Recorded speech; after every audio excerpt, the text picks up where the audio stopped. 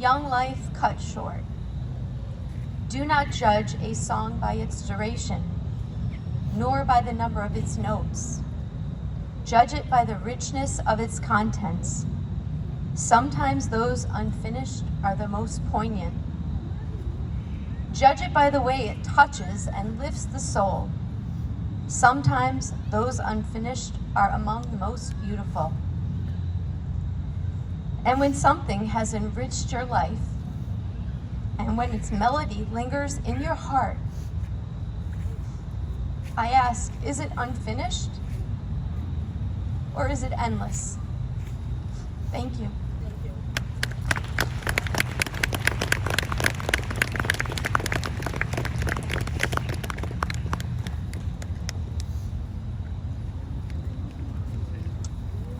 Thank you so much.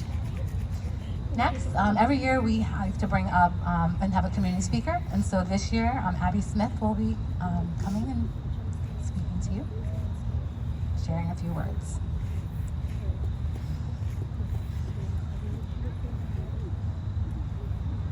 There's so many people here. Hi. Hi everybody, my name is Abby and I was asked to be a guest speaker for this year's Hope After Loss event. It's an honor to be here today, especially among so many families who have found light in the aftermath of profound darkness. It's also an honor to talk about a topic I hold near and dear to my heart, music. Music is actually how my husband and I met several years ago when he moved to Massachusetts to play in a band. Music is also what initially drew us to one another.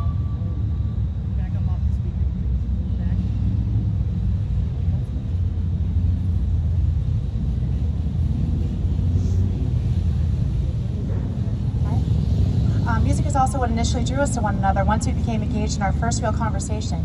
And music helped to expand our family when I became pregnant with our first child, Melody. On May 23rd, 2017, when I was 35 weeks and 2 days pregnant, our little Melody died in utero. Her beautiful song, only heard by our parents' ears, ended before the rest of the world could listen. In order to survive the days, weeks, months, and years without her, we leaned heavily on music. We searched for songs that reminded us of Melody, of our journey, of our lives before and after, and of our deep, deep grief. We wept at traffic lights when Johnny Cash's cover of You Are My Sunshine came through the speakers. We stared at the night sky as the lyrics of Stars by Grace Potter and the Nocturnals danced through our heads. We nodded in solidarity to The World Spins Madly On by the Wheatbeats, and we tried to comprehend what goodbye really meant when we listened to Nobody Knows by the Lumineers. It felt comforting for every tear cast during music to know that our connection to Melody was still alive, even though she wasn't. There was life in our sorrow, brought to the surface with every lyric, every note, every harmony, every melody that linked us to our daughter. But it wasn't until recently, very, very recently, that I realized my musical ties to Melody were mostly rooted in sorrow instead of joy and celebration. Sad songs, grieving songs, longing songs, hopeless songs. The one Melody song rooted in joy and celebration was My Girl by the Temptations. I sang this to her while pregnant, usually with one hand resting on my stomach. It was our song.